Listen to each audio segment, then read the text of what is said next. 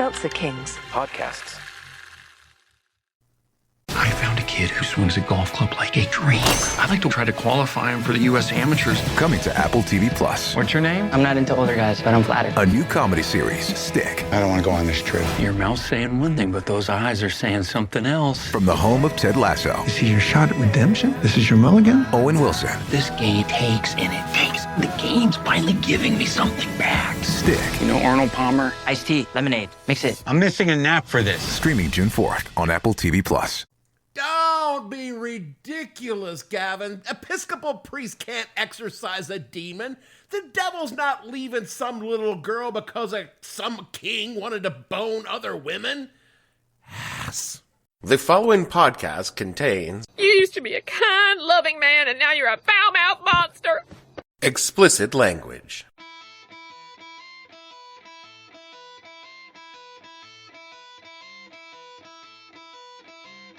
Hello and welcome to the podcast that asks a simple question. When the devil's agents called up to pitch you a blockbuster movie and you turned him down, what the hell were you thinking? I'm your host, Dave Bledsoe, and this is episode number 380, The Devil Goes Hollywood, and it's part one of Spooktacular 2022. This week we're talking about the movie that made the Satanic Panic possible. Stay tuned.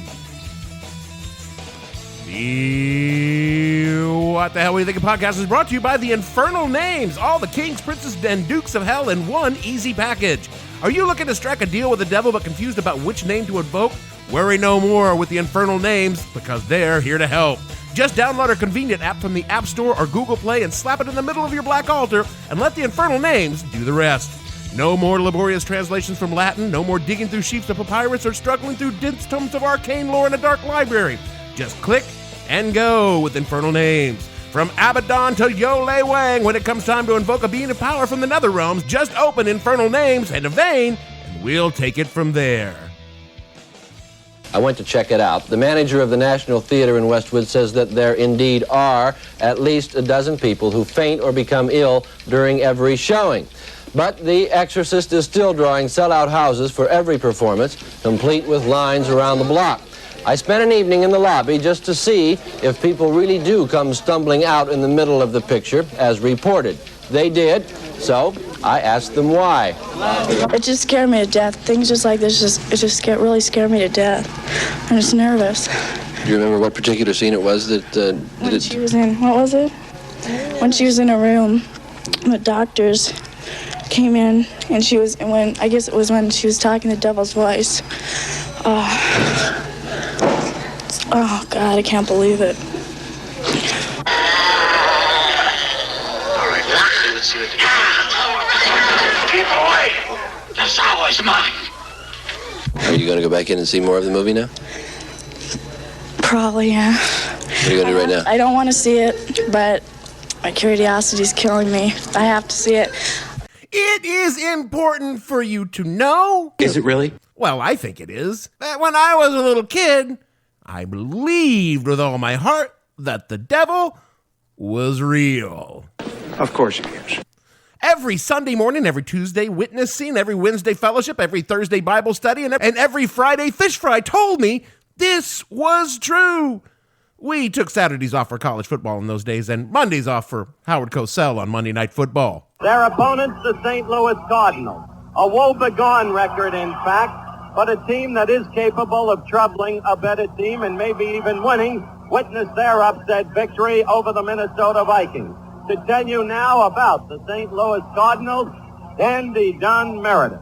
But the other 5 days of the week, the devil existed. He was an active force in the world, and the devil, and I cannot stress this enough, was bad. Wow, that is so deep. All that being true at the same time, my faith and the faith I was raised in, the devil was also kind of He's a little bitch.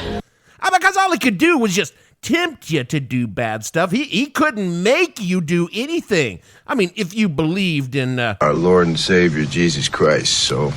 Because Jesus had your back, and if you trusted Jesus, you never had to worry about the devil making you do things like steal that Snickers bar from the checkout stand or touch yourself in the bad place. And if you happened to do any of those things, it was because you were not right with Jesus.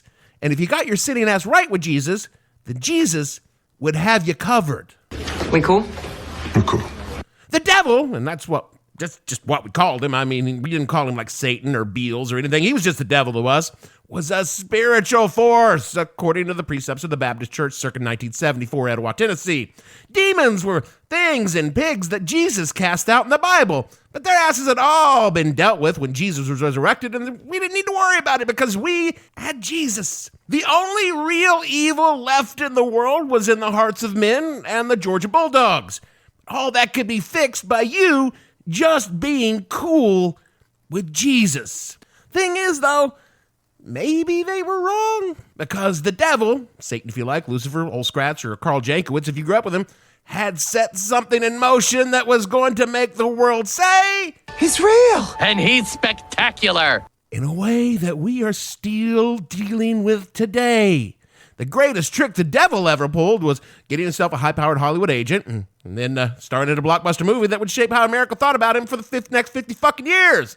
I wish I could get the name of that agent because, the old bastard, he isn't budging on even a hint of the name because the devil is like that sometimes. If you're wondering what the fuck I'm talking about, well, it all started right here. Somewhere between science and superstition, there is another world. The world of darkness.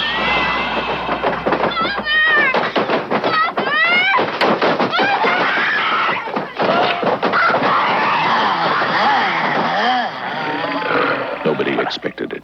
All right, let's see what the... Nobody believed it. And nothing could stop it. There are no experts. You probably know as much about possession as most priests.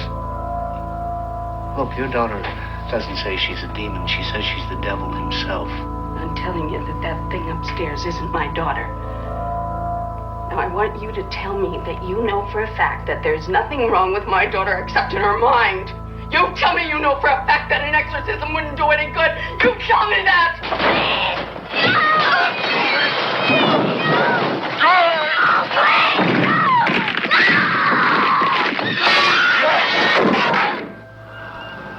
The one hope. The only hope. The Exorcist. Well, technically, it did begin 3 years earlier in 1971 when William Blatty's book titled The Exorcist hit store shelves. Blatty graduated from my alma mater. He dropped out of college. I did not drop out. I ran out of money, and I had to transfer. San Diego Bartending College Certificate of Attendance. Best choice I ever made. Anyway, Blatty went to Georgetown University in the 1950s when being a Jesuit school meant people actually believed in that Catholic bullshit, which was not the case when I went there. Even the Jesuits were atheists by that time. And Blatty picked up this little story about a kid in Maryland who allegedly had the... That boy's got the devil. And the family had to call in some priests to get the devil out. It's funny when you think about it. Usually when a priest comes around a young 14-year-old boy, they're there to put something inside of him. Dave! Dave, no! Fine. No more priest jokes. The true story, as Blatty heard it, and I am quoting now from the Skeptical Inquirer, quote, Blatty saw an August 1949 article in the Washington Post titled, Priest Frees Mount Rainier Boy Reportedly Held in Devil's Grip by one Bill Brinkley. It was about an exorcism performed on a 14-year-old boy from Mount Rainier, Maryland. As the story goes, the family of this boy, referred to pseudonymously as Roland Doe or Robbie Mannheim, started hearing strange rappings and scratching noises from his bedroom walls. Objects would fly across the room, and allegedly, Roland's bed moved when he was asleep. All classic poltergeist phenomena. The family, or at least his mother, believed that these goings-ons were the work of Roland's recently deceased Aunt Tilly, who was a spiritualist and had taught the young boy how to communicate with spirits through a Ouija board, unquote. Damn you, Hasbro! Anyway, yada, strange shit, medicine says nothing was wrong, God stuff, and the devil got cast out. And yada, that is it. Strange ass aside, that can only be true in a story like this. In 2021, The real name of the boy who was the inspiration for The Exorcist was revealed, and this is where it gets cool because according to The Guardian, quote, the U.S. magazine, The Skeptical Inquirer, named the then 14-year-old boy previously known as Roland Doe, who underwent exorcisms in Cottage City, Maryland and St. Louis, Missouri in 1949 as Roland Edwin Hunkler, who died last month, a year before his 86th birthday after suffering a stroke at home in Marriottsville, Maryland. In his adult life, Hunkler was a NASA engineer whose work contributed to the Apollo space missions of the 1960s and who patented a technology that helped space shuttle panels withstand extreme heat, unquote. Yeah, the kid who started the whole fucking Exorcist story was a legit rocket scientist, and he spent the rest of his life totally paranoid that people would figure out that he was the kid who started the whole fucking Exorcist story. Praise Satan! Praise Satan! The book was a bestseller and was promptly picked up by Warner Brothers, who put the movie of the same name into production, with Blatty writing the screenplay. Now, I could go into details about the casting and choice of directors, but this is not a Hollywood podcast. This is a podcast where we're talking about the satanic influence and the legend that the devil was on set for The Exorcist. Although, from what I hear, he threw a temper tantrum and refused to leave his trailer. Get me my agent! Because the filming was rife with all sorts of incidents that some people believed were caused by dark powers. CinemaScholars.com sums up the happenings. Quote, according to numerous sources, including lead actress Ellen Burstyn, as many as 9 deaths had been associated with The Exorcist. This includes the stillborn death of a cameraman's child, the death of a security guard, and even the passing of Linda Blair's grandfather, unquote. Well, yes, but he was really old. The film's director, William Friedkin, related some more strange happenings, as quoted from the same article, quote, there were only a couple of strange things out of the ordinary. One day at 4 a.m, I got a call from production manager, and he said, don't bother coming into work this morning. The set is burning to the ground right now as we speak. It was an old building. There were pigeons flying around up there, and the theory the insurance company believed paid off on was that one of the pigeons flew into a light box, unquote. This, along with others occurrences, caused so much unrest with the cast and crew that an actual Jesuit priest from Georgetown University was called in to bless the set, and in return was given a small role in the movie. I think he played a pimp. The problem with all of this was the real devil on the set was in fact William Friedkin, the director, whose obsessive attention to detail literally tortured the cast and crew. He lowered the temperature on the set to the point where their breath steamed and the shots, and this was before digital post-production, and everyone was fucking miserable the entire time they were filming those scenes. And they put 13-year-old Linda Blair in a contraption to make her demonic flailing seem realistic that actually fractured her spine.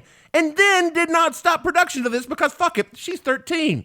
And it wasn't just Blair who was damaged. Ellen Burstyn, who played the mother in the movie, was pulled so hard in one scene that the stunt rigs broke her butt bone. Oh, fuck my coccyx! The voice actress who gave Reagan her evil voice.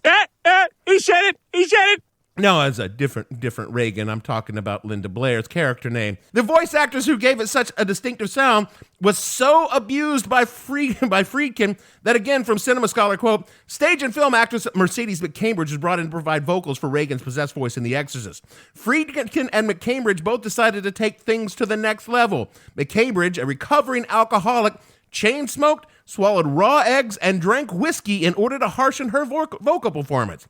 Friedkin, to get a more convincing performance, arranged for the actress to be bound to a chair during the recordings. This was so her vocals had the struggling quality to them, and because the character of Reagan was also bound. McCambridge later complained about not receiving credit during the film's premiere, and the Screen Actors Guild eventually stepped in and made sure that she was properly credited for her iconic vocal work, unquote. Your mother sucks cocks in hell, Terrace, you faithless slime. There were numerous other mysterious incidents, including vehicle accidents, a bit player murdering someone, and a church across the street from a theater showing the movie that caught on fire after a lightning strike that only added to the legend of the curse. Of course, this was not the work of the devil, who had washed his hands of the movie after the contract dispute, and everything that happened can be attributed to that thing that is most commonly associated with any endeavor with large numbers of people involved. You see, total coincidence. Freakin's obsession and cruelty, however, created what is widely held as one of the greatest horror movies ever made. It's quoted on Wikipedia, quote, Stanley Kaufman in the New Republic wrote, "This is the scariest film I've seen in years. The only scary film I've seen in years. If you want to be shaken," and I found out while the picture was going on, that's what I wanted, and then The Exorcist will scare the hell out of you. And Roger Ebert wrote in the Chicago Sun-Times, "I am not sure exactly what reasons people will have for seeing this movie. Surely enjoyment won't be one because what we get here aren't the delicious chills of a Vincent Price thriller, but a raw and painful experience. Are people so numb they need movies of this intensity in order to feel anything at all," unquote. And Ebert liked the movie. That's just how fucking scary it was. As I said, this is not a story about the movie. This is a story about the impact of the movie on pop culture, and the movie, You scare the shit out of those people. Because when it premiered, 6 a.m., day after Christmas, 1974, to a hype that had people lining up in freezing weather outside theaters in New York City and waiting online for hours in the freezing rain. This was before Star Wars or Jaws. There were riots when tickets were sold out for a showing of this movie. A 1974 New York Times article describes the scene, quote, "They lighted bonfires at their waiting post on 2nd Avenue between 59th and 60th Street to keep warm, littered the streets with food wrappings, got into fistfights, and annoyed shop owners and apartment dwellers who didn't like their entryways blocked by a great wall of humans. Once, on a Friday night, they even stormed the cinema when it looked like they weren't going to make it inside after a 4-hour wait. It was like a riot," said Ralph Bailey, one of six nighttime uniformed security guards at the theater. "We had to cancel the showing." Mr. Bailey, by the way, said he had been offered as bribes as high as $110. This was in 1974 dollars, to let people jump to the head of the line. Scalpers were getting $50 for a pair of tickets. It's been reported that once inside the theater, a number of moviegoers vomited at the very graphic goings-on the screen.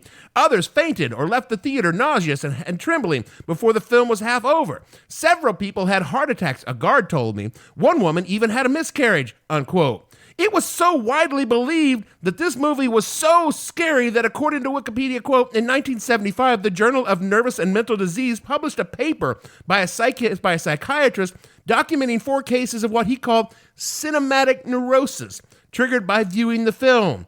In all, he believed the neurosis was already present and merely triggered by the viewings of the scenes in the film, particularly those depicting Reagan's possession. He recommended that treating physicians view the movie with their patients or help him or her identify the sources of their trauma, unquote. Did any of this actually happen? Survey says, Yeah, some people probably did run out of the theater freaked out. A few people got a little queasy, and did some people claim to see heart attacks? Yes.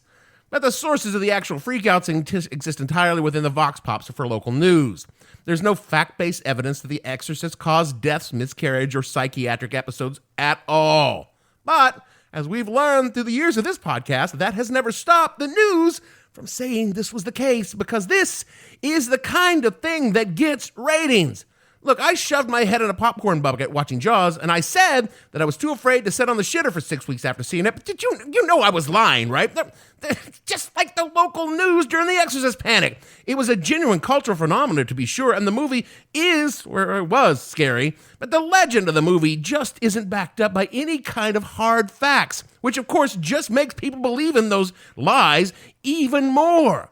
And the movie dropped right into this roiling cultural landscape and fucked shit up. The 60s counterculture freaked out the squares, and the age of Aquarius opened the minds of the youngs, and it left a devil-sized hole in the brains of the people, and the devil parked his big black Buick right in that spot. Nice car. Yeah, it is. He drives a sweet one. I mean, fucking shiny black. America had become a fairly secular place since the last gasp of the spiritualist movement post-World War I, and while it was still a very religious place, it was not big on the mystical aspects of religion. Even the Catholics in America had become kind of blasé about Beals and his boys, considering them to be a metaphorical evil, and Protestants barely consider the devil real at all. Believing in Satan as a physical presence was the domain of weirdo sects of evangelicals like the stake handlers. And The Exorcist changed all of that. The devil is real.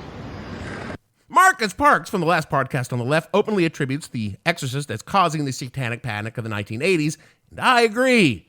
And you know who else believes that?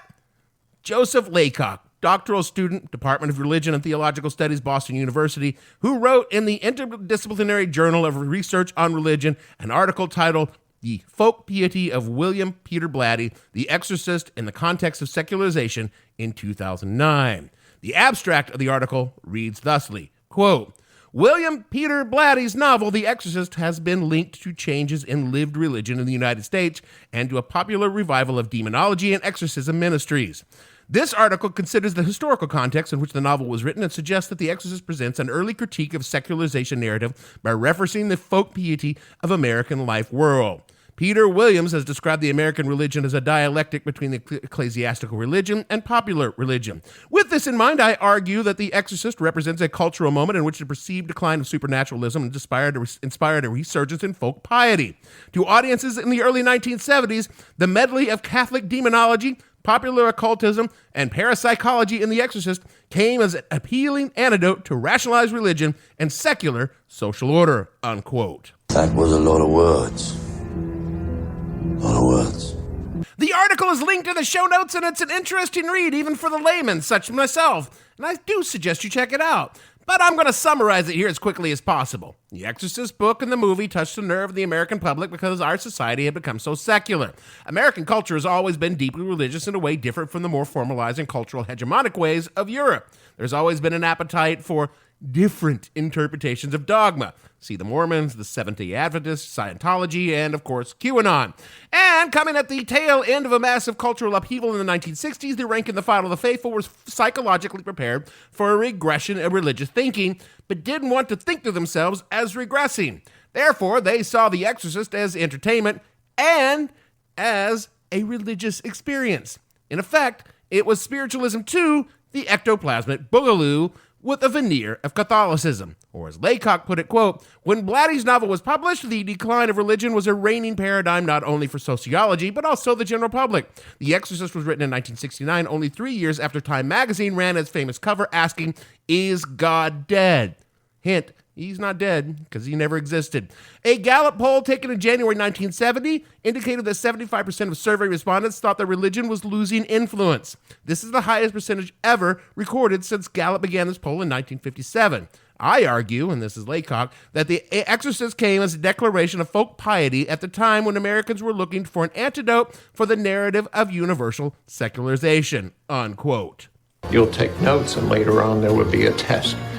Oh, since we're having a test, here's another academic article in Sage Journals by Amy Chambers. Quote, the intensity of The Exorcist's cultural impact stretched far beyond its powers to overwhelm audiences. As W. Scott Poole argues, in the late 1960s into the 1970s, there was a moment in American cultural life when the devil occupied the place in public discourse. Serving as a character and cumulative site for a variety of cultural narratives in the 70s, often including mistrust in institutions of both science and religion. The Exorcist tapped into the fears of the zeitgeist, including invasion of societies by others, individuals, groups, or ideologies, and the disruption of morals, minds, and bodies of America's future, unquote. In short, the movie, and by proxy, the devil, became a real thing in the lives and culture of this dumb country. It did not take long for churches to see that this sort of thing could work for them. Initially, the Catholic Church was guarded in what it said about the movies because some within it felt the movie desecrated the ancient rituals of the faith. But officially, the church took a distant, if slightly disapproving take on the film. Protestants, however, denounced it as utterly sinful. Billy Graham, the evangelical shithead, said the movie was, quote, a sort of spiritual pornography pandering to man's innate superstition, unquote. This coming from Billy Graham? Sure. But out in the trenches, some weird shit was going down. An Atlantic magazine article in 2018 said, quote, "One Catholic exorcist I spoke with was around for the film's release, and he believes that its success revealed a latent aspect of American character. It confirms something deep in the popular imagination," said the priest, who asked that I not use his name so as to keep his identity as an exorcist private. Very visceral, very irrational, beyond science, far buried beneath medicine and psychology. This huge fear that these things are true, unquote. What's wild is that so many of the people who went over the cliff on this whole possession business weren't Catholic, whom one could think might be predisposed to buy the bullshit. The truth is, many of the people who suddenly started believing that the devil was not only here, but here to... I'm ready to party with the best of them. Weren't fucking Catholic, but evangelical Protestant. I went looking for hard numbers on exorcism before and after the movie, and I found it beyond the research budget of this low-rated podcast, so I had to take what I could get from the anecdotal and the modern.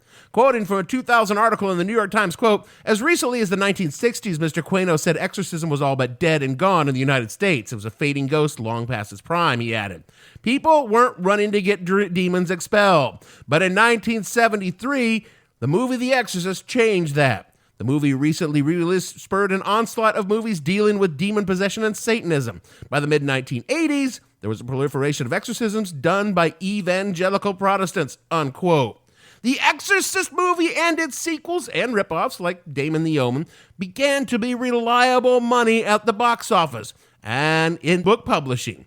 Reports of requests for exorcisms began to rise, and the fundamentalists of all the faiths began to use them as a sort of cockeyed recruiting tool. Reports of demonic activity began to be treated credulously by ministers and lay people in evangelical churches, and then eventually by mainstream society. In 1980, a book called Michelle Remembers hit the bestseller list, in which a young woman and her therapist tell of her experiences in lurid detail as a victim of a satanic cult, and it became a pop culture phenomena. Smaller than The Exorcist, but more pernicious because the people who believed this steaming pile of bullshit believed that it was utterly fucking true, and some of those people were named Geraldo Rivera and Oprah fucking Winfrey. Michelle Remembers is its own show topic, but suffice to say that The Exorcist shook the beer can vigorously, and then Michelle Remembers popped the top and spewed the Satanic Panic into the zeitgeist, and it has never fucking gone away. Exorcism today is incredibly popular, not just with the Catholics and evangelicals. No, those aren't the only people that are casting out demons. New Age mystics are waving burning cooking spices over the fucking heads of naive dipshits willing to fork out good money for bad chants and some crystals. And every single bit of it can be traced back to a fucking movie that continues to scare the shit out of everyone who watches it even today. I mean, not me. I watched it last week with 30 years of atheism under my belt, and I didn't get fucking scared at all. But still, it was a good movie. But you know what? When I did watch it, I got into it. I like I said, I didn't believe in it. I didn't fucking have a miscarriage or heart palpitations. But at one point in time while I was watching it this week, I thought, I need an old priest and a young priest. And I cannot stress this enough. There is no such thing as the devil. What the hell did you just say to me? Yeah, I said it. It's all some made-up bullshit. It's all good fun to watch a movie and get all scared. And it's funny to talk about the devil being real and doing cheeky and fun shenanigans. Evil shenanigans. I do it all the time, dropping a Hail Satan here and there or talking about how me and the Dark One are drinking buddies and that's cool. But when it comes down to it, people are being killed. People are being killed doing exorcisms today. In March of this year, a 3-year-old little girl was killed during an exorcism. Why did they think this 3-year-old child was possessed? Well, according to an article in NPR, she would, quote, wake up and scream periodically, unquote. She was 3 fucking years old. I'm 53 years old, and yeah, I wake up and scream periodically, but there ain't no fucking spirit in me that didn't come out of a Jameson bottle. They starved this little girl. they strangled her to get the demon out. And the only demons in this story are the deluded fucks who murdered this child. This happens all the time. I mean, not as often as, say, some chuckle fuck shooting up in elementary school, but still several times a year. And the devil didn't do this. Morons did. In this case, evangelical morons. But, secular exorcists are out there too, and they probably don't kill as much. Mostly, they're just on the fucking grift. And I'm not saying that The Exorcist started all this. That's the kind of thing, it's just as old as religion itself. But The Exorcist updated it for the modern world and made stupid people susceptible to the idea that the devil is real and wants your soul. And I grew up an evangelical, and before this movie, the devil didn't get your soul by inhabiting your body. He got your soul by causing puberty and make you touch your naughty parts.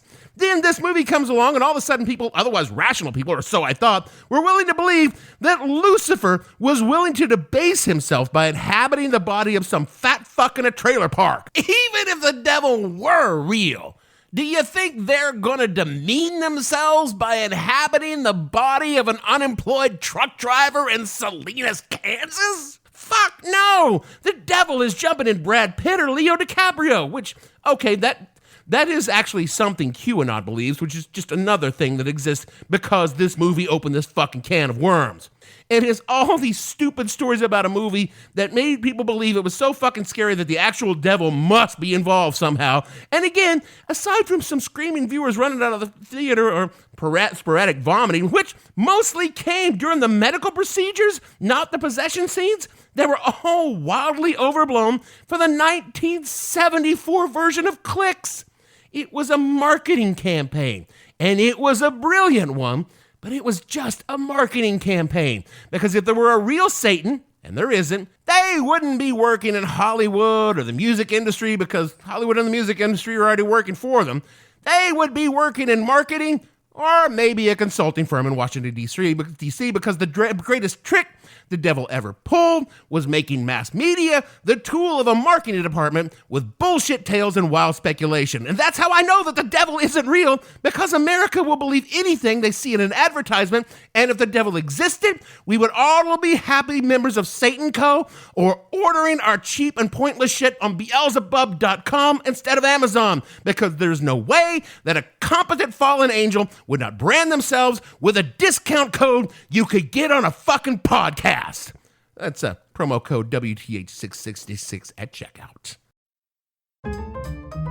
Whatever the occasion, effortless elegance is right this way. Because Hilton brings you new ways to stay courtesy of the Nomad London. And it doesn't stop at award-winning dining in a space draped in velvet and illuminated by vintage chandeliers. No, this day goes beyond with unparalleled personalized service and attentive hospitality. Oh, and did we mention the Nomad London can be booked using your Hilton Honors points at Hilton.com? Hilton, for this day. Llegaron los nuevos McCrispy Strips, listos para aventurarse en la mezcla de mayo ketchup, la barbecue que quedó en el fondo de la cajita, hot fudge sundae y en la nueva creamy chili McCrispy Strip dip. Los nuevos McCrispy Strips, ahora en McDonald's. Ba-da-ba-ba-ba. That is it for the show this week, and we have kicked off Spooktacular 2022. And oh, pod friends, we have such sights to show you. Except, it's an audio medium, so you won't actually see anything. As you might guess, we're doing the devil this year, and this little movie is just the beginning of our diabolical fun. Next week, we're going to talk about the devil and heavy metal music because all the good metal bands worship Satan. Then we jump right over to little Richard Ramirez, the devil-worshipping serial killer. He wasn't actually a devil worshiper, but was just really into AC/DC. Then we bring you the guy who made devil worship fun and sexy in the 60s, Anton LaVey, and wrap it up with a guy who was not at all a devil worshiper. Everyone just thinks he was. Aleister Crowley. It's gonna be a hell of a good time. Now, do all the things Jeremy tells you to do in the closing, or he will be forced to incarnate the beast and release his infernal vengeance on all mankind, and trust me, no one wants that. So for me, Dave, it's so nice to see you all inside my dreamy little world. It's so nice to be with all you lovely little boys and girls. Bledsoe, producer, make yourself comfortable. My place is so divine. Don't you think I'm wonderful? Say yes, you're on my time. What the hell are you talking about? Gavin! And all the fictional Ouija board users on this show, we want to say, stay away from Captain Howdy, because seriously, that's how that little girl Reagan got into all this trouble in the first place. We're also pretty sure that Ronald Reagan's nickname was Captain Howdy when he was deep-dicking Nancy. We'll see you all next week.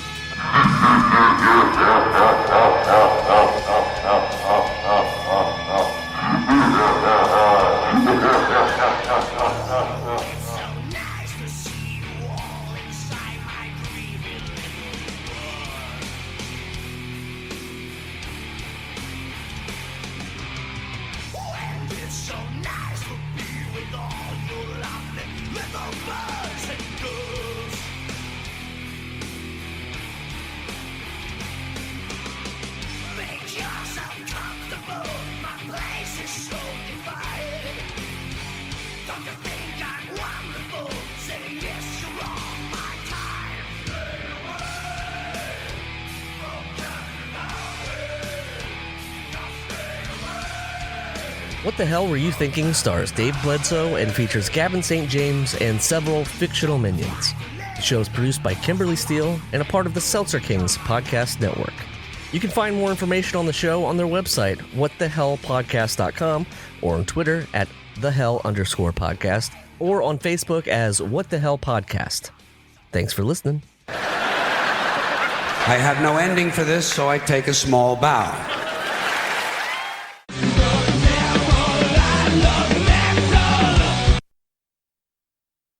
Seltzer Kings Podcasts.